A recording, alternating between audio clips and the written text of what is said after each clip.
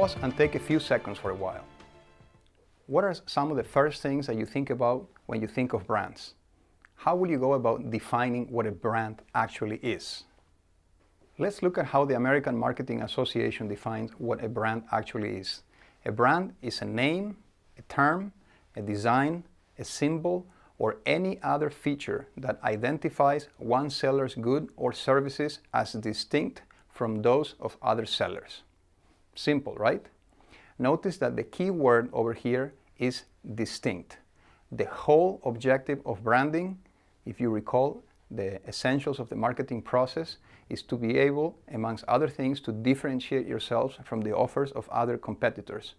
Branding is one of the best ways to achieve that differentiation objective. The other important feature of the definition is what are the actual identifiers of a brand? What are the first ones you think about? Names, logos, right? Designs, symbols, and so forth and so on. But what are some of the other identifiers that serve as good elements for branding or differentiation purposes? Let's look at some of the other identifiers. First of all, taglines.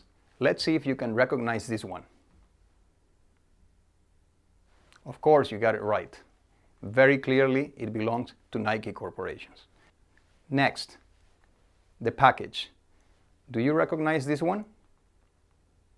Yes, the Quaker Oats is one of the most well-known and recognizable packs in the oatmeal business. What else? Ambassadors. We've talked already quite extensively. Do you remember what brand is George Clooney associated to? Of course, you were right, Nespresso. We've spoke extensively about the Nestlé company.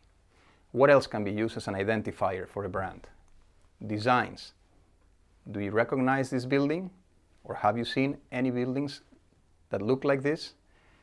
Famous architect Santiago Calatrava from Valencia in Spain has built a huge name for himself by designing similar looking structures all over the world.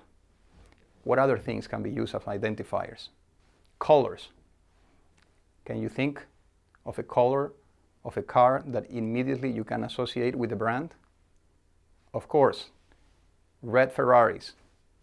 What else, right? What other things? Even songs or jingles. Can you think of any particular tune or a jingle that you immediately associate with the brand?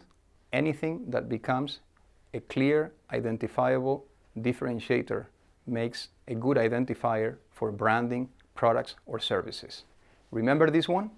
I like to teach the world to sing. Sing with me. Perfect harmony. Perfect harmony. I like to ride the world Coke and keep it company. This mega beverage company fully capitalized on the feel-good era of the 70s by bringing various cultures together to sing about its product atop a grassy hillside. The result was I'd Like to Buy the World a Coke, which later became the song I'd Like to Teach the World to Sing in Perfect Harmony. It was an embodiment of peace and love, and a message that was just safe enough so as not to be seen as revolutionary. Given the state of the world at the time, buying the world a Coke was an attractive and harmonious gesture that worked so well, the single version later became a hit. It's the real thing.